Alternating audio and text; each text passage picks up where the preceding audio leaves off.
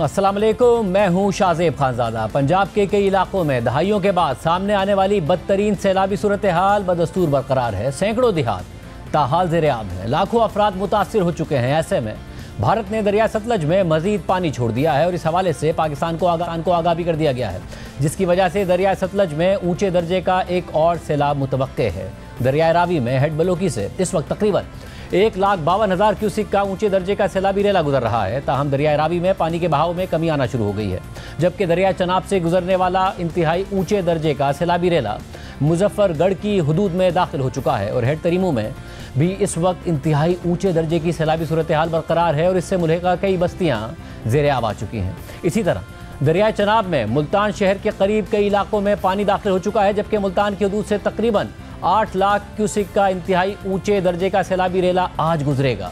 इसके अलावा आज इस्लामाबाद और रावलपिंडी में मूसलाधार बारिश भी हुई है और शदीद बारिश की वजह से इस्लामाबाद के कई सेक्टर्स में गाड़ियां डूब गईं। कई इलाकों में बारिश का पानी घरों के अंदर दाखिल हो गया। इस्लामाबाद के सेक्टर H8 में सबसे ज़्यादा 98 मिलीमीटर तक बारिश रिकॉर्ड हुई है। इसी तरह रावलपिंडी के इलाके में न्यू कटारिया में तकरीबन 63 मिलीमीटर तक बारिश रिकॉर्ड हुई है। दरिया चनाब के मुख्तलिफ मकामात पर इस वक्त सैलाब की क्या सूरत हाल है, हमारे साथ मौजूद हैं दरिया चनाब में झंग के करीब हेड तरीमों से नुमाइंदा जियो न्यूज़ अरगून शाह, मुल्तान के करीब हेड मोहम्मद वाला से इमरान चौधरी, जहाँ से इस वक्त इंतहाई ऊँचे दर्जे का सैलाबी रेला गुजरने की तवक्को है, जबकि इस्लामाबाद में आज होने वाली बारिश की सूरत हाल बताने के लिए हमारे साथ मौजूद हैं नुमाइंदा जियो न्यूज़ अयाज अकबर यूसुफजई। पहले आप बताइएगा इमरान चौधरी, क्योंकि ज़ाहिर बहुत ज़्यादा मुतवक्के है कि आज रात को बहुत बड़ा 8 लाख क्यूसिक तक का सैलाबी रेला गुजरेगा, क्या सूरत हाल है मुल्तान में? जी बिल्कुल, इंतज़ामिया ने जो है वो तैयारी अपनी तौर पर कर रखी है। आज रात को जो है वो 8 लाख क्यूसिक का रेला जो है वो दरिया चनाब से गुजरेगा। ये जो रेला हेड तरीमू से आ रहा है, इसका जो फ्रंट है वो मुजफ्फरगढ़ का इलाका है, जिसका आपने अभी जिक्र भी किया। वहाँ पर जो है अहमदपुर सयाल से आगे वहाँ पर पहुँच चुका है और वहाँ पर एक ज़मींदारा बंद भी टूटा है और कुछ बस्तियाँ भी जो थी वो ज़ेर-ए-आब आई हैं रंगपुर के इलाके में। अब रंगपुर से आगे फिर जो है वो मुल्तान शुरू हो जाएगा और वो मुल्तान की हदूद में दाखिल होगा। तो तवक्को यही है कि आज रात को जो है ये सुबह के टाइम 8 लाख का जो है वो रेला गुजरेगा। उसके लिए इंतज़ामिया कोशिश कर रही है। जो बेट के एरियाज़ हैं वहाँ से नकल मकानी का सिलसिला तो तकरीबन मुकम्मल हो चुका है, क्योंकि 4-5 दिन का वक्त मिल गया था। लोग अपनी मदद आपके तहत जो है वो महफूज मुकामात पर मुंतकिल हो चुके हैं। तो अब जो सारी स्ट्रेटजी है वो यही है कि पानी की बढ़ती हुई सतह को देखकर जो है वो 2 जगह पे ब्रीचिंग पॉइंट है। मैं आपके प्रोग्राम के तवज्जुह से ये बता दूं कि ये जो हेड मोहम्मद वाला रोड के ऊपर ब्रीचिंग पॉइंट है, ये इससे शहर को कोई ख़तरा नहीं होगा। ये सिर्फ हेड मोहम्मद वाला पुल जो है उसके ऊपर पानी का दबाव करने के लिए ये तोड़ा जाएगा और फिर ये बेट के इलाके से वापस बाईपास बना के दरिया में डाल दिया जाएगा। अलबत्ता जो शेर शाह के पास जो ब्रीचिंग होगी उससे जो है ये पानी थोड़ा सा शहरी इलाका जो है उसके अंदर बस्ती खोखरा उसमें दाखिल होगा, वो भी बेट का एरिया, और उसके बाद दोबारा दरिया चनाब में दाखिल हो जाएगा। इस 8 लाख क्यूसिक से सिर्फ जो बेट के इलाके हैं या तहसील जलालपुर जो है वो ज़्यादातर जो है वो मुतासिर हो रही है। देखिए, पहले लोगों ने अपनी मदद आपके तहत जो है वो रिलीफ का काम कर लिया, उन्होंने खुद किया, इंतज़ामिया ने किया। अब इंतज़ामिया अब अगले मरहले में दाखिल हो चुकी है कि ये लोग जो आ चुके हैं अब इनको आगे फर्दर किस तरह से संभाला जाए। अब इंतज़ामिया की फिगर मैं आपको बता रहा हूँ कि उन्होंने कहा कि मुल्तान डिस्ट्रिक्ट में हमने 4 लाख लोगों को जो है वो रेस्क्यू किया है और उनको हमने महफूज मुकामात पर पहुंचाया। और इंतज़ामिया ने ही हमें बताया कि सिर्फ 23 स्कूल्स में रिलीफ कैंप लगाए गए हैं, 7 ओपन टेंट बस्तियां हैं, तो 30 टेंट बस्तियां हैं, 4 लाख लोग हैं। तो आप खुद देख लें तकरीबन कुछ 13-14 हज़ार एक बस्ती में जो है ना वो लोग होने चाहिए। लेकिन यहाँ पर जो है वो चंद 100 जो हैं वो टेंट बस्तियों में हैं और उनके पास भी जब हम जाते हैं तो लोग शिकायत का अंबार लगा लेते हैं। और आज भी जियो न्यूज़ के रिपोर्टर जब जुदत नदीम एक सरकारी जो थे कैंप में गए तो वहाँ पर पीरा फोर्स का उन पर इसलिए उनके ऊपर वहाँ पे उनको बाहर निकलवा दिया गया कि वहाँ पे मुतअद्दिद जो जिल्दी इमराज हैं क्योंकि मच्छर हैं, सॉरी खांसी इसलिए आ रही है कि वहाँ पे जो है वो बच्चों में जल्दी अमराज की वबा जो थी वो फूट रही थी। अब उसके ऊपर वो पैकेज बनाने गए तो उनको वहाँ से निकाल दिया गया। तो इस तरह से इंतज़ामिया, अब ये कुदरती आफत है लेकिन इस चीज़ को इंतज़ामिया समझने के बजाय वो मैनेज करने की कोशिश कर रही है कि मीडिया के ऊपर किस तरह से इस तरह की बातें जो है वो ना आए। अब 11 साल के बाद मुल्तान में ये सैलाब आ रहा है तो 11 साल में इदारों की शायद उस तरह से तैयारी नहीं थी। देखिए, कमिश्नर, DC, RPO, CPO सब हमें ऑन रोड नज़र आते हैं लेकिन उनके पास वसाइल की कमी है और यही बात उनको नागवार गुजर गुजरती है कि अब वसाइल नहीं है। जब वो लोगों के पास जाते हैं उनको छत फराहम करने के लिए चीज़ें नहीं है। अब आप ये देखें कि आज लाइफ स्टॉक ने एक अच्छा काम किया कि कुछ लोगों को वंडा दिया, खुश्क चारा जा दिया, लेकिन अब लाखों की तादाद में लोगों के जानवर हैं। अब उसके अंदर चंद 100 बैग जब आप बांटेंगे तो जिन लोगों को मिल गया वो तो कहेंगे अच्छा काम हुआ, लेकिन जो एक बड़ी तादाद में जिनको खुश्क चारा नहीं मिला तो ज़ाहिर सी बात है वो अपना गिला शिकवा करेंगे। इस वक्त जब हम आपसे बात कर रहे थे उस वक्त भी यहाँ लोग जब भी मीडिया को कहीं देखते हैं तो आते हैं और आके अपना मसाइल जो हैं वो बताते हैं, और जब उन मसाइल को हाईलाइट किया जाता है तो इंतज़ामिया को बहुत ज़्यादा नागवार जो है ना वो गुजरता है। इंतज़ामिया है, अपना काम कर रही है, लेकिन उनके पास वसाइल की कमी है। उनके पास डिलीवर करने के लिए अगर कुछ होगा तो वो आगे देंगे। हमने पहले आपके प्रोग्राम के जरिए कहा था कि सांप काटने की वैक्सीन नहीं है, वो अब ये हमें बताया गया है कि गुज़िश्ता रोज़ जो है वो आ चुकी है, और अब जो सैलाबी इलाके में है वहाँ पर जब भी कहीं अगर खुदा न खासा सांप काटेगा, कोई वाक़या होगा, सांप काटेगा, तो वहाँ पर उनकी जो है वैक्सीन है। इंतज़ामिया भी लगी हुई है, लेकिन मसाइल बहुत ज़्यादा हैं। और ज़रूर आप बताइएगा कि दरिया चनाब तरीमो बैराज पर इस वक्त क्या सूरत हाल है?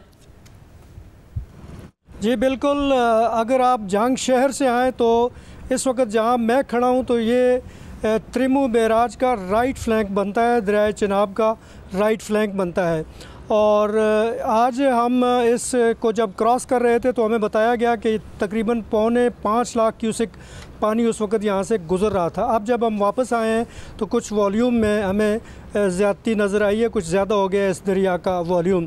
ताहम यहाँ पे एक तशवीश ज़रूर पाई जाती है कि जब भारत से छोड़ा गया 8 लाख क्यूसेक का या 9 लाख क्यूसेक का वॉल्यूम यहाँ से गुज़रेगा तो फिर सूरत हाल क्या होगी। और हमने ये भी देखा है कि यहाँ पे जो हिफाजती बंद है, कच्ची मिट्टी का हिफाजती बंद है, उस पर कल भी हम आए थे, कोई 15-20 जो है ट्रैक्टर ट्रालियाँ रेत और मिट्टी से लदी हुई वहाँ पे खड़ी थी किसी भी इवेंचुअलिटी से निपटने के लिए। आज हमने जब ये तरीमो हेड क्रॉस किया है और हम सामने की कुछ बस्तियों में गए हैं तो हम एग्जैक्टली नहीं जा सके जहाँ हम कल जा सके थे, क्योंकि वहाँ पानी का लेवल जो है वो ज़्यादा हो गया था। फिर हम एक कश्ती के ज़रिए कुछ गाँव में गए थे। लतीफ़ शाह नामी एक गाँव है, उसके साथ एक कामरा बलोच नामी एक गाँव है वहाँ।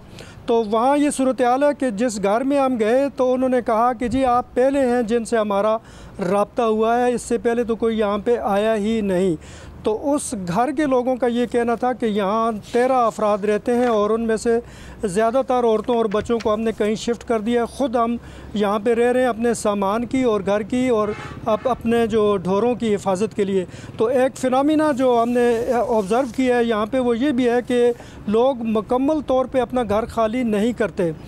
वो कुछ थोड़े बहुत घर के अफराद जो होते हैं जो वल्नरेबल होते हैं शायद उनको तो शिफ्ट कर देते हैं, लेकिन ख़ुद वहीं पे रहते हैं, शायद इस डर से कि कहीं चोरी ना हो जाए, कोई और नुकसान ना हो जाए, और इस आस में भी बैठे रहते हैं कि शायद ये पानी उतर जाए। बल्कि ज़्यादातर हमने लोगों से यही सुना है कि इस उम्मीद पे बैठे हैं कि पानी उतर जाएगा तो हम दोबारा जो है हमारे घर वाले भी आ जाएंगे और दोबारा हमारी एक नॉर्मल लाइफ शुरू हो जाएगी।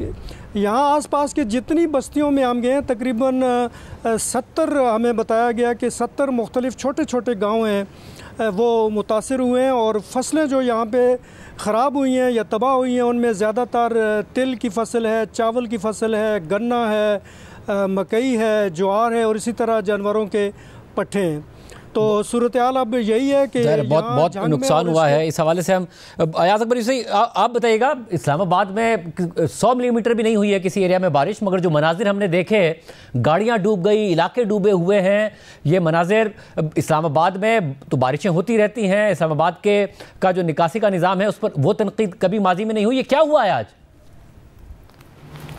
देखिए शाहजेब, आज हम खुद हैरान हैं, किसी भी जगह पर सबसे ज़्यादा 98 मिलीमीटर बारिश हुई है H8 में, और इसके बावजूद जहाँ पर ये पानी है कहीं पे 60, 70, कहीं 85, मतलब मैक्सिमम 98 है। और इससे आप अंदाज़ा लगा लें कि इतनी ज़्यादा बारिश नहीं, रूटीन इतनी बारिश होती है। लेकिन जैसे जैसे इस्लामाबाद में बारिशें आ रही हैं उस तरीके से इस्लामाबाद का जो मास्टर प्लान है उसकी कली खुलती जा रही है और एक्सपोज होता जा रहा है कि ये जो कहा जा रहा था कि state of the art master plan है, और इस्लामाबाद पाकिस्तान का वाहिद प्लान सिटी और दुनिया की प्लान सिटियों में जो है वो इस्लामाबाद का नाम आता है। लेकिन जो अब वक्त गुजर रहा है और क्लाइमेट चेंज के साथ साथ जो आफात आ रही हैं, इस तरीके से इस्लामाबाद का जो है वो एक्सपोज हो रहा है जो पूरा ड्रेनेज सिस्टम है। आज आप देखें कि आज G8 की जो पार्किंग है गाड़ियों की वो भर चुकी थी, इसमें गाड़ियाँ डूबी। G11 की पार्किंग नॉर्मल पार्किंग है, उसके अंदर बारिश हुई और पूरी गाड़ियाँ डूब गई। इसके साथ साथ G10 की जो गलियाँ थी उसके अंदर पानी आया, वो घरों के अंदर दाखिल हो गया। मैं आपको अच्छा, इसके साथ साथ जो मेट्रो का ट्रैक है उसके अंदर जो कलवर्ट्स हैं, जो पुल्स हैं, उसके अंदर पानी आ गया। इसके अलावा जितने भी अंडरपासेस बने हैं शाहजेब, उनके अंदर पानी आ गया। जो लोग वहाँ पर बारिश से बचने के लिए बाइकर्स खड़े थे वो भी उसके अंदर, उनकी बाइक्स डूब गई, गाड़ियाँ डूब गई। तो बहुत ज़्यादा इस तरह की सूरत हाल है कि लग रहा है कि इस्लामाबाद है ही नहीं।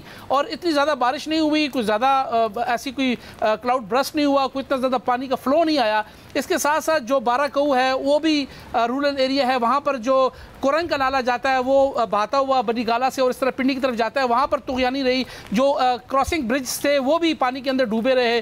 किसी की बनीगाला में बाइक्स जो है पानी के अंदर चली गई, किसी की गाड़ियाँ डूब गई, तो काफ़ी ज़्यादा नुकसानात होते रहे। इस तरीके से हमें अंदाज़ा ये हो रहा है कि जो अंडर पासिस अभी बन रहे हैं रिसेंट पास्ट के अंदर, वो मास्टर प्लान का हिस्सा नहीं थे। उन्होंने बना तो दिया लेकिन उसके ड्रेनेज का कोई सिस्टम मौजूद नहीं। मेट्रो क्योंकि कुछ अर्सा के पहले बनी है, इस्लामाबाद के मास्टर प्लान का हिस्सा नहीं, इसलिए मेट्रो के ट्रैक्स के अंदर भी पानी आ जाता है। तो यूँ लगता है कि शायद इस्लामाबाद की इंतजामिया इस चीज़ के लिए तैयार ही नहीं है कि आने वाले वक्त के अंदर जूं जूं इंटेंसिटी बढ़ेगी, क्लाइमेट चेंज से जो है वो मौसमियाती तब्दीली के हवाले से जो इस किस्म की आफात आएंगी, बारिशें आएंगी और अनअनाउंस्ड बारिशें आएंगी, तो उसको हम कैसे हैंडल करेंगे। इंतजामिया मौजूद है, बाहर मौजूद है, CDA का अमला मौजूद है, रेस्क्यू के लोग भी मौजूद हैं, लेकिन उस तरीके से चीज़ें मैनेज नहीं हो पा रही जिस तरीके से इस्लामाबाद का हक पहुँचता है, क्योंकि ये एक state of the art capital of Pakistan है और दुनिया की खूबसूरत तरीन और वेल प्लान्ड सिटीज़ के अंदर इसका नाम है। लेकिन जो जो शाहजेब टाइम गुजर रहा है यूँ लगता है कि शायद ये एक्सपोज होता जा रहा है और कराची और लाहौर जैसे डूबता है पानी में, तो यूँ अब इस्लामाबाद भी हमें डूबता नजर आता है। और अब जब बारिश होती है तो लोग एक दूसरे को टेलीफोन करते हैं कि भी बाहर नहीं आना, बारिशें हो रही हैं। तो इसका मतलब है कि इस्लामाबाद के लोग भी अब बारिशों के अंदर। अच्छा, इसके अंदर सबसे बड़ी बात यह है शाहजेब, जो F11 F10 के अंदर जो पार्किंग जो अपार्टमेंट्स हैं, जब बारिश होती है उस अपार्टमेंट्स का ड्रेनेज सिस्टम मौजूद नहीं है, उसके अंदर जो गाड़ियाँ होती हैं मुकम्मल तौर पर वो डूब जाती हैं। तमाम जितनी भी F10 F11 के अंदर अपार्टमेंट्स हैं, E11 के अंदर अपार्टमेंट्स हैं, तमाम की पार्किंग के अंदर 4000-5000 फुट पानी मौजूद है और ये हमेशा से ही आ रहा है। इसके अलावा से कोई हिकमत अमली नज़र नहीं आई या अपार्टमेंट के जो मालकान हैं उनको किसी किस्म की कोई तनबीह नहीं की गई कि इसका कोई ड्रेनेज सिस्टम बनाए। बहुत शुक्रिया। ये हाल कैपिटल का नज़र आ रहा है इस्लामाबाद का, जो कि बता रहे थे। सारी सूरत हाल में भारत ने दरिया सतलज में मजीद पानी छोड़ दिया है, जिसकी वजह से आने वाले दिनों में पंजाब के मजीद इजला में सैलाबी सूरत हाल बरकरार रहने का खदशा है। और इस हवाले से भारत ने अपने हाई कमीशन के जरिए पाकिस्तान को आगाह कर दिया है। जबकि PDA में पंजाब के मुताबिक दरिया सतलज पर ऊंचे दर्जे के सैलाब की वजह से पंजाब के 9 इजला मुतासिर होंगे, जिन्हें हाई अलर्ट कर दिया गया है। पंजाब में इस वक्त क्या सूरत हाल है और भारत की जानिब से कौन कौन से दरियाओं में मजीद पानी छोड़ा गया है और इससे क्या खतरा है, हमारे साथ मौजूद है डायरेक्टर जनरल PDA में पंजाब इरफान अली काटिया साहब। काटिया साहब, बहुत शुक्रिया हमें ज्वाइन करने के लिए। सबसे पहले तो बताइएगा इस वक्त पंजाब में ओवरऑल अब क्या सूरत हाल है, खतरा किस हद तक टल गया है? बिस्मिल्लाहिर्रहमानिर्रहीम, thank you very much Shahzeb. और इस वक्त ख़तरा पूरी तरह से टला नहीं है और तीनों दरियाओं का जो पानी है इस वक्त आलमोस्ट हाफ वे थ्रू है। और आज भी चीफ मिनिस्टर पंजाब वो झंग में तशरीफ़ ले गई कि क्योंकि चनाब में हमारा जो पानी का मेन रेला है इस वक्त वो हेड त्रिमू के मुकाम पर झंग में पीक अपनी अटेन करने के बाद अब आगे फर्दर मुल्तान हेड मोहम्मद वाला की तरफ जा रहा है। और ये वही है शाहजेब साहब जो हम 26 की रात पिछले 14 से 18 घंटों में ये तकरीबन 1,22,000 क्यूसिक से 9,27,000 क्यूसिक तक पहुंचा पानी। और इसने किस तरीके से तबाही मचाई हमारे जितने भी आगे अजलात हैं, जिनमें गुजरात, वजीराबाद, हाफजाबाद, और फिर हमें हाफजाबाद के मुकाम पर हेड कादराबाद में टाइमली ब्रीच भी करना पड़ा। और उन चीज़ों के समरात अब हमें आगे ये आगे मुल्तान और जो नीचे अजला हैं डाउन स्ट्रीम उनमें नज़र भी आ रहे हैं। एक हमने वो हेड कादराबाद में ब्रीच किया जिसकी वजह से कुछ पानी हमारा उसके फैलाव की वजह से इंटेंसिटी कम हुई। दूसरा फिर जो टाइमली गवर्नमेंट ऑफ पंजाब ने डिसाइड किया और आज झंग में उस चीज़ की पजीराई हुई बाकायदा पब्लिकली, वो था कि जो रिवाज ब्रिज था उसकी कैपेसिटी क्योंकि कम थी और पता था कि पानी ज़्यादा है, तो इन फैसलों को बर वक्त इंश्योर किया गया। उसके भी जो ब्रीचिंग सेक्शन को ऑपरेट करने से आज अल्हम्दुलिल्लाह बिल्कुल मैं आपको एतमाद के साथ कह सकता हूं कि अब त्रिमू हेड ब्रिज को हेड वर्क को बिल्कुल किसी किस्म का कोई खतरा नहीं है। लेकिन अब ये कल जब किसी भी वक्त पानी मुल्तान हेड मोहम्मद वाला पर पहुंचेगा तो इसके साथ जो रावी का पानी है वो भी मिल चुका होगा, लिहाजा मुल्तान के लिए एक प्रेशर आएगा। और रावी के पानी की अगर मैं बात करूं तो वही रेला जो लाहौर और शाहदरा के मुकाम पर 2,20,000 क्यूसेक्स यहां से गुजरा, वही फिर हेड बल्लो की से होता हुआ फिर नीचे साहिवाल, कमालिया, चीचावतनी, इन एरियाज में वो इनंडेशन और तबाही करता हुआ इस वक्त वो हेड सदनाई के मुकाम पर पहुंच चुका हुआ है। और शाहजेब साहब, मैं यहां आपको ये भी बताऊं कि हेड सदनाई ऐसा है जो अभी मैं लेटेस्ट आपके साथ गेज अगर मैं शेयर कर सकूं तो बिल्कुल थोड़ा वो रह गई है लिमिट जो क्रिटिकल पॉइंट पे ये जाएगा। और यहाँ पे एक जो माई सपूरा बंद है हमारा ब्रीचिंग सेक्शन, उसको ऑपरेट खुदा न खास्ता आज रात किसी भी वक्त वो हमें करना पड़ेगा। और उसके पेश नज़र तकरीबन 14 मुआवजात हैं जो आगे इफेक्ट होंगे और इनकी तकरीबन 20 से 24 हज़ार आबादी है जिसका इनखला ऑलरेडी यकीनी बना लिया गया हुआ है 24 घंटे। अब शाहजेब साहब, इस चीज़ को देखना होगा कि आप इस साल बिल्कुल इसमें कोई शक नहीं है कि ये पंजाब की रादर पाकिस्तान की तारीख का सबसे बड़ा सैलाब के एक ही वक्त में 3 दरियाओं में सुपर फ्लड की सूरत हाल हमारे पास चल रही है। लेकिन हर जगह पे जो भी क्रिटिकल डिसीजन मेकिंग थी वो ना सिर्फ 24 से 48 घंटे पहले हुई बल्कि उसके सम्राट से फिर नीचे आने वाले जो अजला हैं उनमें। फिर मुझे बताएगा कि अब जो भारत में अब जो खबर है कि भारत ने दरिया सतलज में भी पानी छोड़ दिया है, ये कब तक हिट करेगा और कहां हिट करेगा? अच्छा जी शाहजेब, इसमें ना इस वक्त जितने भी हमारे ईस्टर्न रिवर्स हैं जिसमें रावी और सतलुज है, इनके जो अपर कैचमेंट्स हैं उसमें हिमाचल में बारिशें जरूर हो रही हैं, लेकिन इनके क्योंकि ऑलरेडी जो डैम्स हैं वो दोनों भाखड़ा और पोंग वो 100% अपनी कैपेसिटी अटेन कर चुके हुए हैं। इस वजह से अब ये जो बारिशें हैं वो कप्तान में ये दाखिल हो रही हैं और जिसकी वजह से ये पहले लो फिर मीडियम और फिर हाई और अब सुपर फ्लड की सूरत हाल में है। लेकिन अब ग्रेजुअली ये बारिशों का पानी इसमें ज़रूर शामिल होगा, लेकिन किसी बहुत बड़ी जो दोबारा पीक उसका हमें खदशा नहीं है। और इंशाल्लाह ये पानी भी सतलुज का अब हेड सलमानकी से होता हुआ हेड इस्लाम के मुकाम पर बिहाड़ी और हासिलपुर के पास ये इस वक्त अपनी पीक अटेन कर रहा है और ये हेड पंजनद के मुकाम पर जिला मुजफ्फरगढ़ अलीपुर पे ये आपस में दरिया इकट्ठे होके फिर आगे सिंध की तरफ बढ़ जाएंगे। अब मैं सिर्फ जो क्रिटिकल अगला 24 घंटे हैं उसमें हेड सदराई की जैसे मैंने आपको गुजारिश की कि इसमें हमें ये खानेवाल में और इस माई सपूरा बंद को आज रात किसी भी वक्त ब्रीच करना पड़ेगा। बहुत शुक्रिया, और इसके लिए तमाम हमारे साथ। इसके अलावा इस सारी सूरत हाल में आइंदा 3 से 4 दिनों में यह सैलाबी पानी सिंध की हुदूद में दाखिल होगा, लेकिन ताहाल सिंध में गुड्डू बैराज और सखर बैराज में सूरत हाल मामूल के मुताबिक है। जबकि कल चेयरमैन एनडीए में लेफ्टिनेंट जनरल इनामुर रहमान ने एक प्रेस ब्रीफिंग के दौरान मुख्तलिफ दरियाओं में पानी के बहाव की तफसीलात बताते हुए कहा था कि 4 से 5 सितंबर तक गुड्डू बैराज पर कम अज़ कम 8 से 10 लाख क्यूसेक पानी पहुंचने की तवक्को है और ये ज़्यादा से ज़्यादा 12 से 13 लाख क्यूसेक तक भी हो सकता है।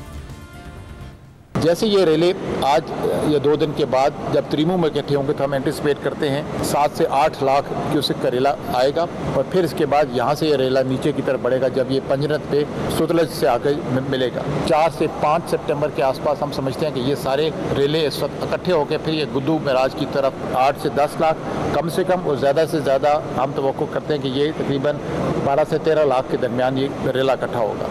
इस सारी सूरत हाल में वज़ीर आला सिंध मुराद अली शाह का कहना है कि सिंध हुकूमत ने 9 लाख क्यूसेक से ज़ायद पानी की तैयारी कर रखी है। हमने हर गांव को आइडेंटिफाई किया हुआ है। 5 से 7 लाख क्यूसेक में कितने गांव अफेक्ट होंगे, 7 से 9 लाख में कितने अफेक्ट होंगे और 9 से ऊपर कितने होंगे। हमने तैयारी 9 से ऊपर की हुई है।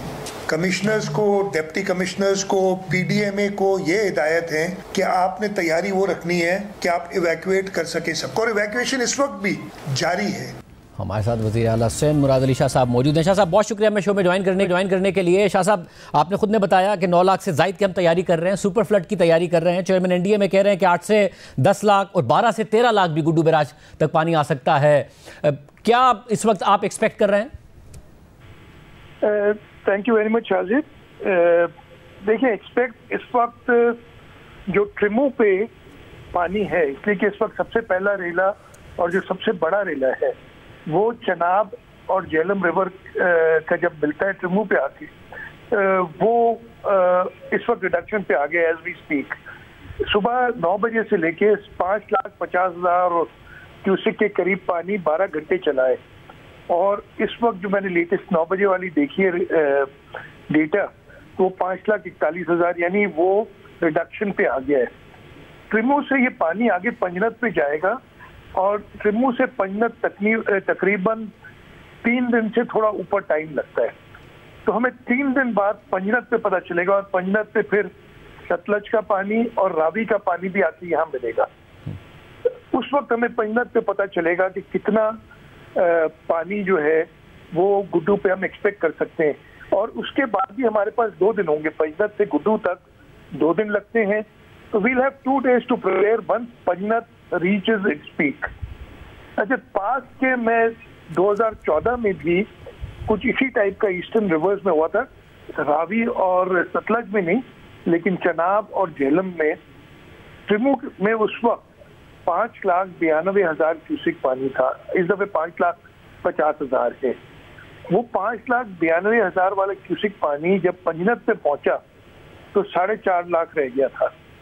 तो रास्ते में पानी थोड़ा सा रुकता है, जिसकी वजह से वो आहिस्ता आहिस्ता निकलता है, तो उसका फ्लो जो हमें कहते हैं क्यूसेक्स में, वो कम हो जाता है। सो वी एक्सपेक्टिंग कि इंशाल्लाह बेहतर होगा, लेकिन जैसे बताया गया है हम तैयारी सुपर फ्लड की कर रहे हैं, और हमें एग्जैक्ट तो फिर भी नहीं पता चलेगा, लेकिन एक बेटर आइडिया होगा जब पंजनत में आज से 3 दिन बाद, यानी इस वक्त से आज 1 तारीख है, तो 4 तारीख को दोपहर के बाद हमें एक आइडिया होगा कि पंजनत में कितना पानी है, और उसके बाद वो 2 दिन लगाएगा। तो 6 को हम एक्सपेक्ट कर रहे हैं जो सबसे बड़ा रेला गुजरेगा गुड्डू बराज से। 9 लाख की तैयारी की है, जैसे आपने अभी मैंने आपका सुना कि एनडीए में कह रही है 10 से 12 लाख, 8 से 10 या 10 से 12 लाख क्यूसेक। तो ये बहुत बड़ा फ्लड होगा, पूरा हमारा कच्चा डूब जाएगा अगर इस मिकदार का पानी आता है। हमने 24 अगस्त को 5.5 लाख क्यूसेक गुड्डू बराज से गुजारा है, और वो फिर सक्कर भी क्रॉस करके अब वो कोटली बराज तक पहुंच गया है पानी, जो 24 अगस्त कोटली बराज की तरफ रवा है 24 अगस्त को जो था। तो अब उससे कितना ज्यादा आता है, जो रफ आइडिया इरिगेशन वालों का है कि हर 1 लाख क्यूसेक पे 1 फुट पानी चढ़ता है दरिया के पेट में। तो 5.5 पे जो है, अगर उससे 6.5 या 7.5 लाख होता है, मतलब हर लाख क्यूसेक पे तकरीबन 1 फुट चढ़ेगा। इस वक्त भी हमारे पास जो डिजाइन है वो 10 लाख क्यूसेक के बाद भी हमारे पास 6 फुट का फ्री बोर्ड होता है। तो हम फेयरली कॉन्फिडेंट हैं कि हम ये पानी गुजार लेंगे। हाँ, इससे हमारी जो कोशिश है कि कोई भी जानी या माल मवेशी का नुकसान ना हो। और साहब, तो फिर उस सूरत हाल से बचने के लिए अगर वर्स्ट केस सिनेरियो होता है, खुदा ना खास्ता, तो लोगों को क्या मुंतकिल कर दिया गया है उन इलाकों से जहां पर अगर वर्स्ट केस सिनेरियो हो, बहुत ज्यादा पानी आए, तो सैलाबी सूरत हाल हो सकती है? नहीं, इस वक्त सबको मुंतकिल नहीं किया गया है। लेकिन मैं आपको फिर बताऊं कि हमें कम से कम 2 दिन मिलेंगे आफ्टर पंजनत रीचेस इट्स पीक। तो हम, और वो 5 दिन बाद है, 6 की बात कर रहा हूं मैं, तो हम उसके लिए 6 की पीक के लिए अभी से शुरू कर दें लोगों की मैप स्केल। जो 7 लाख पे है वो तो हम वो तो इवैक्यूएट कर रहे हैं, लेकिन 7 लाख से ऊपर जो है we will see the situation. हमने मार्क कर लिए हैं कि 7 से 9 लाख के दरमियान अगर हम पानी एक्सपेक्ट करेंगे तो कौन कौन से गांव इवैक्यूएट करने हैं। हमारा जो फील्ड स्टाफ है उन गांवों को इन्फॉर्म कर चुका है कि जी आपको इवैक्यूएट किया जा सकता है, तो आप तैयार रहें। जो एडमिनिस्ट्रेशन ने उनको इवैक्यूएट करने के लिए कश्तियों की ज़रूरत है या किसी और किस्म के ट्रांसपोर्ट की ज़रूरत है, तो वो अरेंज करने के लिए कहा गया और वो उन्होंने अरेंज की हुई है। हमारे पास अपनी कश्तियाँ हैं, नेवी ने हमें मदद की है, आर्मी ने अपने स्टाफ दिया है, जो हमारी कश्तियाँ हैं 192 हमारे पास, उनको इस्तेमाल कर सके। प्लस जो प्राइवेट बोट्स दरिया के अंदर लोगों की हैं। ये जरा वो रेस्क्यू बोट्स नहीं होती, ये हमारे पास तो रेस्क्यू बोट से ज्यादा ये बोट्स हैं लोगों को मूव करने के लिए ना, इवैक्यूएट करने के लिए। वो बोट्स हम प्राइवेटली हायर कर रहे हैं, कर लिए हमने उनसे, और जब वो राइट मोमेंट आएगा तो हम उस तरीके से अपनी इवैक्यूएशन बढ़ाते जाएंगे। बहुत शुक्रिया। वज़ीर आला सिंध अली शाह साहब हमारे साथ थे। दहाइयों के बाद आने वाले इस बड़े सैलाब ने पंजाब में तबाही मचा दी है। जहां सैलाब से लाखों लोग बेघर हो चुके हैं, उनके माल और मवेशी डूब चुके हैं, वहीं इस तबाहकुन सैलाब के ज़राअत पर भी इंतहाई संगीन असरात पड़े हैं। पंजाब भर में चावल, गन्ने, मकई, कपास और सब्जियों की हज़ारों एकड़ पर फैली हुई फसलें पानी में डूबकर तबाह हो चुकी हैं, जिससे किसानों को भारी माली नुकसान हुआ है, जिससे न सिर्फ मकामी मार्केट में खुराक की कीमतें बढ़ने का खर्चा है, बल्कि पाकिस्तान की आम बरामदात पर भी इसके संगीन असरात पड़ सकते हैं। इस हवाले से बात करेंगे। हालिया सैलाब से ज़राई शोबे और काश्तकारों को कितना नुकसान पहुंचा है, हमारे साथ मौजूद है पाकिस्तान किसान इत्तेहाद के मरकजी सदर खालिद महमूद खोखर साहब। खोखर साहब, बहुत शुक्रिया हमें ज्वाइन करने के लिए। खोखर साहब, ज़ाहिर इतलात आप तक आ रही होंगी, पानी तबाही मचाता हुआ गया है, क्या आपके पास इतलात हैं इस हवाले से, कितना नुकसान हुआ है?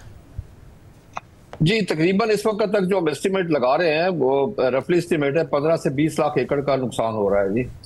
और उसमें चावल की फसल है, मक्की की फसल है, कमाद की फसल है, कपास की फसल है और तमाम किस्म की सब्जियात हैं और खुसूसन चारा जात हैं जो जानवरों के लिए हम इस्तेमाल करते हैं। इस वक्त जानवरों के लिए भी खुराक का बहुत बड़ा मसला बना हुआ है और जो काश्तकार उस जद में आए हैं उनके पास तो अब कुछ भी बाकी नहीं बचा, ना उनके पास चारपाई है, ना बिस्तर है, ना खाने के लिए कुछ है। जो गंदम उनके पास पड़ी थी वो भी दरियापुर्द हो गई, उनके जानवर भी चले गए और उनके पास रहने सहने कपड़े पहनने के लिए भी उनके पास नहीं बचे। इस वक्त बेयारो मददगार वो रोडों के ऊपर बैठे हैं।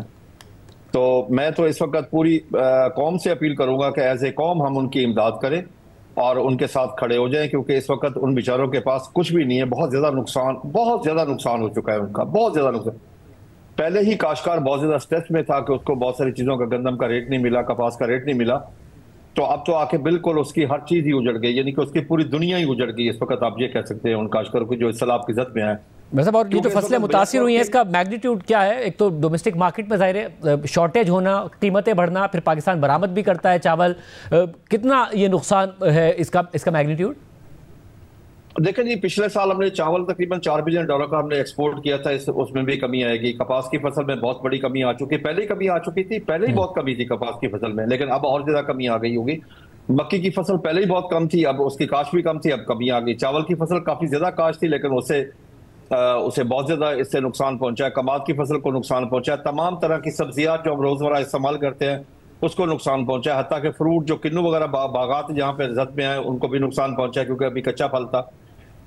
तो हर चीज काश्तकार की तो नुकसान होगी। इस वक्त बहुत ज्यादा जानवरों का नुकसान हुआ है। अब जानवरों का काश्तकार ज्यादा अपने लिए इतने परेशान नहीं जितना अपने वो जानवरों से के लिए परेशान है कि उनका जानवर भूखा प्यासा खड़ा है, उनके पास खिलाने के लिए कुछ नहीं है। बहुत शुक्रिया। ज़ाहिर है बहुत तबाही की है इन सैलाबों ने और इस वक्त किसानों का बुरा हाल है, उनकी फसलों का बहुत ज़्यादा नुकसान हुआ है। प्रोग्राम में एक ब्रेक शामिल करते हैं।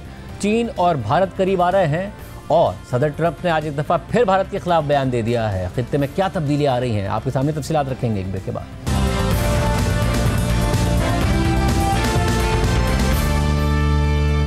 अमरीकी सदर ट्रंप के जारहाना इक़दामात और टैरिफ पॉलिसी ने न सिर्फ अमरीकी इत्तेहादियों को अमरीका से दूर कर दिया है, बल्कि अमरीका के बड़े हरीफों को भी मुत्तहिद कर दिया है। और चीन इस नए ब्लॉक की क़यादत कर रहा है और अमरीका को मुतबादिल आलमी लीडर के तौर पर उभर कर सामने आने का पैगाम दे रहा है। जबकि रूस और ग्लोबल साउथ के अहम ममालिक के साथ साथ अब अहम अमरीकी इत्तेहादी भारत भी इस ब्लॉक के करीब हो रहा है, क्योंकि 50% अमरीकी टैरिफ्स और ट्रंप इंतजामिया के सर्द रवैये से भारत को अमरीका मुखालिफ कैंप में चीन के साथ खड़ा होना पड़ रहा है। मगर अहम बात यह है कि ट्रंप ने आज फिर भारत पर तनकीद कर दी है और सोशल मीडिया पैगाम में लिखा है कि भारत हमारे साथ बहुत ज़्यादा बिजनेस करता है, दूसरे अल्फाज में पैमाने पर अशिया फरोख्त करता है।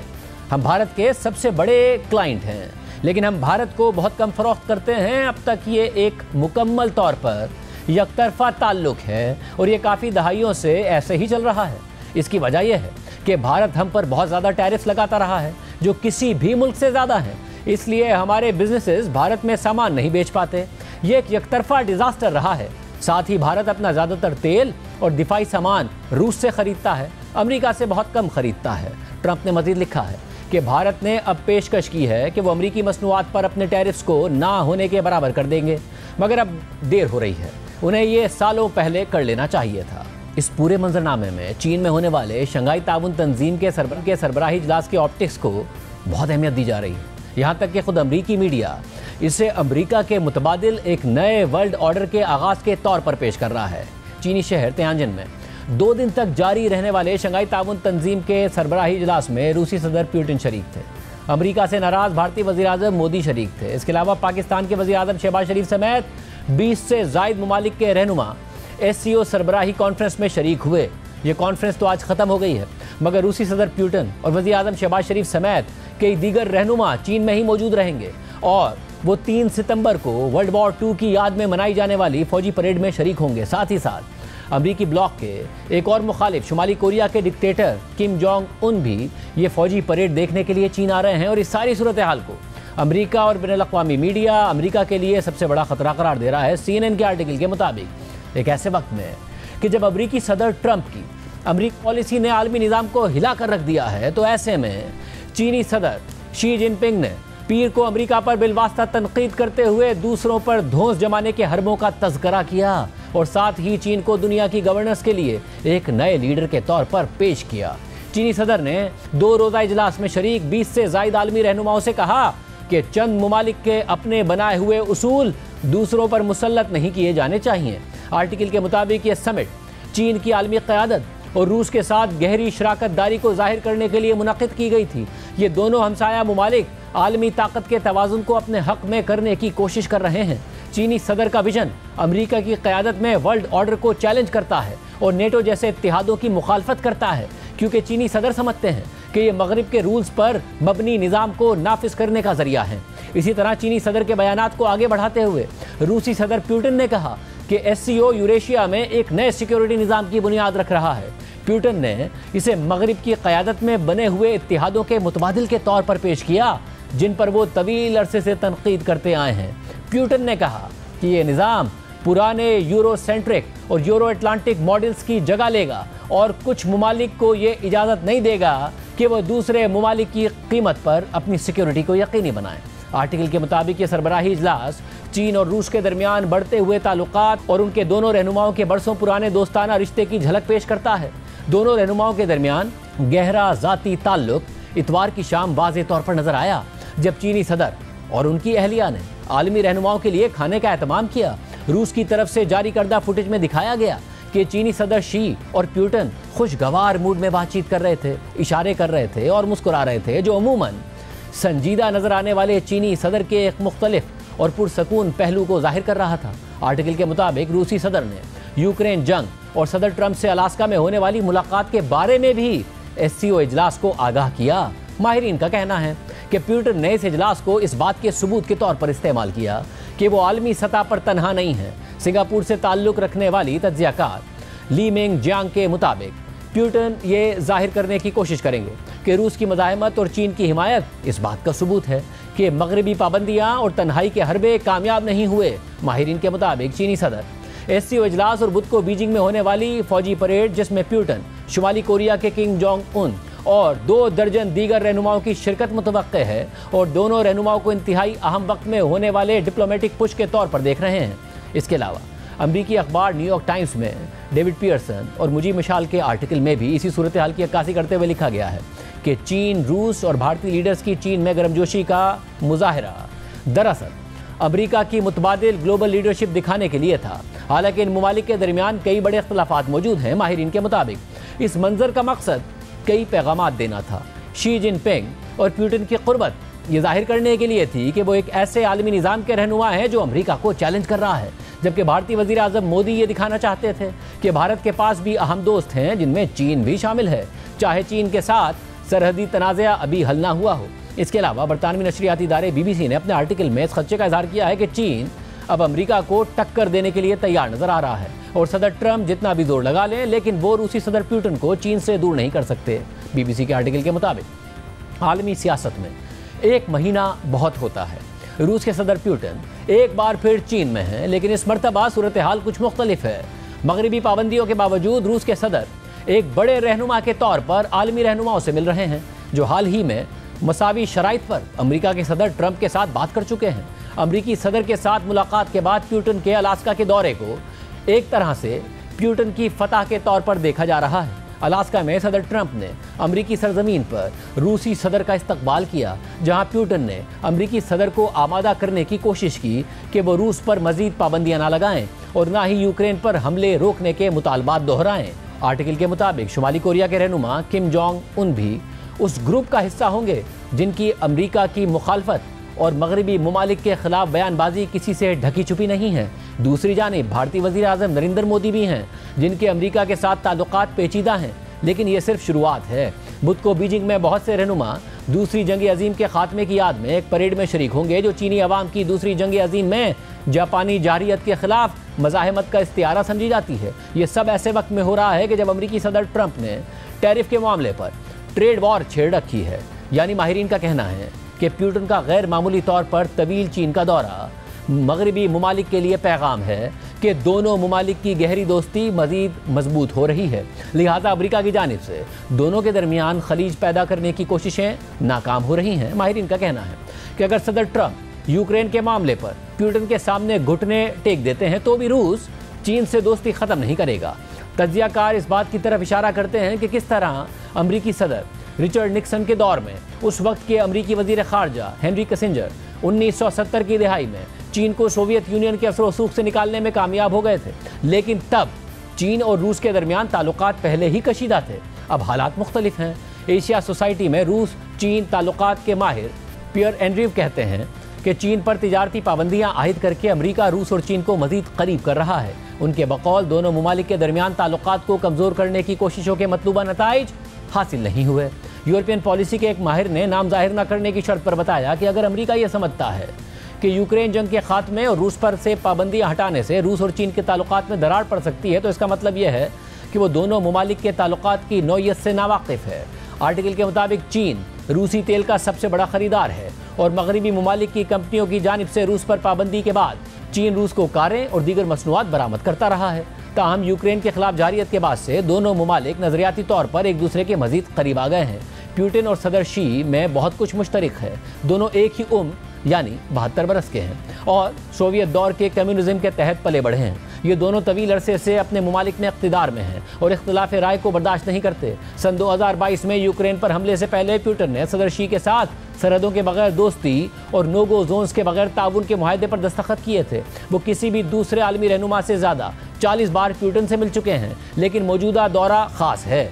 वाशिंगटन में ब्रूकिंग्स इंस्टीट्यूट में चीनी खारजा पॉलिसी और अमरीका चीन ताल्लुकात की माहिर पेट्रिशिया किम कहती हैं कि प्यूटन को अपने साथ रखने और उन्हें दोबारा मगरिब की तरफ जाने से रोकने में चीन का भी फ़ायदा है, लेकिन साथ ही साथ चीन ये भी नहीं चाहता कि रूस ज़्यादा मजबूत हो। बीजिंग के लिए आइडियल ये है कि रूस इतना मजबूत रहे कि वो मगरिब को आंखें दिखा सके और साथ ही इतना कमज़ोर रहे कि वो चीन के कंट्रोल में रहे। आर्टिकल के मुताबिक इस सारी कहानी में अब भारत का किरदार भी अहम हो गया है, जिसके अमरीका के साथ ताल्लुकात में सर्द महरी पाई जाती है।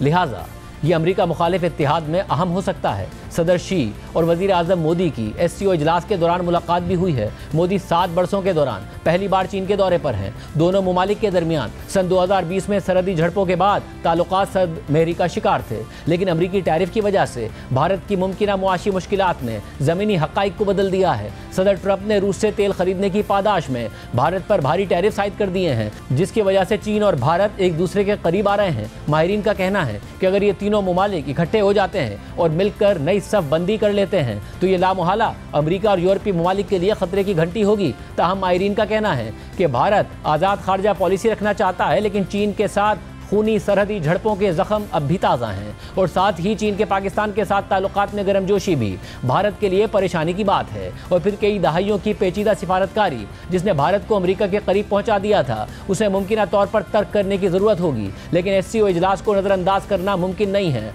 प्यूटन और किम जोंग उन 26 आलमी रहनुमाओं में शामिल हैं जो बीजिंग में होने वाली मिलिट्री परेड देखेंगे। परेड देखने वालों में ईरान के सदर मसूद पज़ेश्कियां भी शामिल होंगे। तारीख में पहली मरतबा चीन, रूस, ईरान और शुमाली कोरिया के रहनुमा 3 सितंबर को यह परेड देखने के लिए एक साथ जमा होंगे। शंघाई ताउन तंजीम के इस इजलास को भारत के हवाले से बहुत बड़ी पॉलिसी शिफ्ट के तौर पर देखा जा रहा है। इस इजलास के दौरान नजर आया कि अमरीकी सदर ट्रंप की टैरिफ वॉर से परेशान भारतीय वज़ीर आज़म मोदी अमरीका से दूर होते हुए अपने देरीना हरीफ चीन के करीब हो रहे हैं। खुद चीन भी मस्बत अंदाज में पैगाम रसानी कर रहा है। हालांकि कुछ अर्सा पहले तक खित्ते में चीन की बढ़ती हुई ताकत के खिलाफ भारत को अमरीकी मफादात का जामिन और मुहाफिज समझा जाता था, भारत भी खुद को मगरिब के लिए चीन के मुतबादिल सप्लायर के तौर पर पेश करता था। एससीओ सरबराही इजलास के दौरान भारतीय वज़ीर आज़म मोदी की कल चीन के सदर से मुलाकात हुई थी। इस मुलाकात में चीनी सदर ने ड्रैगन और हाथी की मिसाल दी थी और दोनों ममालिक के साथ चलने की बात की थी। और अहम बात यह है कि जब आप हुब्बुल वतनी और गद्दारी के सर्टिफिकेट बांटते हों और उसे मुखालिफिन के खिलाफ इस्तेमाल करते हों तो फिर बाद में आप भी उसी के विक्टिम बन जाते हैं। यही वजह है कि भारतीय वज़ीर आज़म मोदी की चीन से कुर्बत भारत में उनके लिए ताना बन रही है। वो अपनी नफरत की सियासत के खुद शिकार हो रहे हैं, क्योंकि कुछ अर्सा पहले तक मोदी हुकूमत और गोदी मीडिया चीन के खिलाफ बाकायदा मुहिम चलाता रहा, चीनी मसनूआत के बॉयकॉट की मुहिम चलाता रहा, चीन की हिमायत में बात करने वालों को मुल्क का गद्दार ठहराया गया। अपोजिशन लीडर राहुल गांधी भी इसकी जद में आए, मगर अब जब खुद मोदी हुकूमत अमेरिका की जानिब से सर्द महरी दिखाए जाने पर चीन के करीब हो रही है तो उसे उसी जबान में ताने दिए जा रहे हैं। कांग्रेस रहनुमा पवन खेरा ने कहा कि my dear friend Donald Trump के बाद अब my dear friend Xi Jinping हो गया होगा। क्या वजीर आजम मोदी चीन के साथ तनाज़ात का जवाब लेकर आएंगे? शी जिनपिंग ने कहा कि ड्रैगन और एलिफेंट दोनों एक साथ रह सकता है, हम दुश्मन नहीं है, दोस्त हैं। इसको my dear friend Donald Trump के बाद अब my dear friend Xi Jinping हो गए इनके। अब हाथी पे चढ़ के मोदी जी थोड़े दिन घूमेंगे, फिर देखते हैं क्या होता है। पहले बताइए, क्या गलवान का न्याय मिला? क्या अप्रैल 2020 का जो स्टेटस को एंटी था वो फिर से स्थापित हुआ है? क्या हमारी सेनाएं, हमारे सुरक्षा बल वहां गश्त लगा पा रहे हैं जहां अप्रैल 2020 से पहले लगा पाते थे? इन सब का जवाब प्रधानमंत्री लेकर आएंगे या नहीं आएंगे? दोस्त बदलते रहते हैं, फिर दिल टूट जाता है, फिर नए दोस्त ढूंढते हैं। देश की तो हालत आपने देख ही ली, अर्थव्यवस्था की हालत देख ली, विदेश नीति की हालत देख ली। कांग्रेस रहनुमा सुप्रिया श्रीनाथ ने लिखा है कि चीन ने पहलगाम दहशतगर्द हमले के बावजूद पाकिस्तान का साथ दिया। ऑपरेशन सिंदूर के दौरान चीन ने पाकिस्तान को हथियार, नेटवर्क और इंटेलिजेंस सब फराहम किया। चीन की जानिब से रियर अर्थ मिनरल्स और खाद की बरामद रोकने से हमारी मईशत मुश्किल में पड़ गई। लद्दाख की सरहद पर अप्रैल 2020 की सूरत हाल अब तक बहाल नहीं हुई। हम अपने पुराने पेट्रोलिंग पॉइंट्स तक चीन की इजाजत के बगैर गश्त तक नहीं कर पा रहे। चीन की दरअंदाजी मुसलसल जारी है। सुप्रिया श्रीनाथ ने मजीद लिखा है कि चीन ने अरुणाचल प्रदेश में गांव आबाद कर दिए और इलाकों के नाम तक तब्दील कर दिए। चीन ने LAC पर भारी इंफ्रास्ट्रक्चर खड़ा कर दिया। चीन ने अक़वाम मुत्तहिदा में भारत की मुस्तकिल रुकनियत और न्यूक्लियर सप्लायर्स ग्रुप में शमूलियत की राह में रुकावटें डाली। चीन ने बार बार हाफिज सईद को आलमी दहशतगर्द करार देने की मुखालफत की।